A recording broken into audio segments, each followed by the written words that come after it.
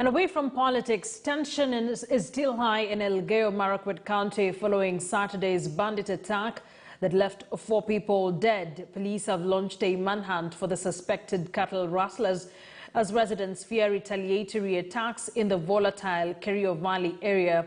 Meanwhile, elders from warring communities in Laikipia County have initiated a series of peace meetings in a bid to resolve the long-standing conflict that has led to deaths and destruction of property. Police have launched a manhunt for the suspected bandits who killed 4 people in Kapkobil village in Elgeyo Marakwet County on Saturday. The latest attack has caused tension with fears of retaliatory attack being in the air.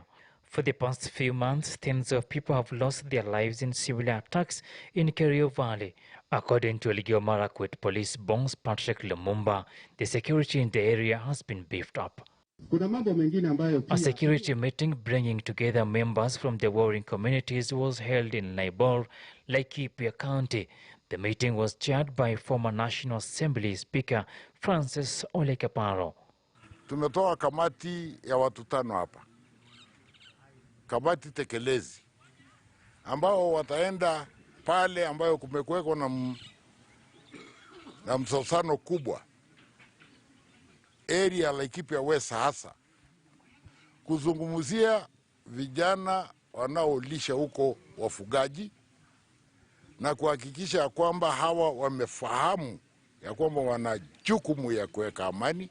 The committee to spearhead the peace initiative has been formed to reach out to the Morans who are linked to the bandits' attack in the area.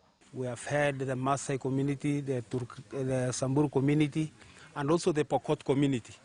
But anonymously, we have resolved to actually go to our young boys, talk to them, and it has already been decided that on Friday, that is the day when we will go and meet the community, our young boys, so that we can be able to settle this problem. Tukimaliza kukutana na hawa, tupange mkutano ya kukutana na hawa watu tena wandugu zetu ya wakulima, hili tusemesane, tuishi pamoja kusaidiana.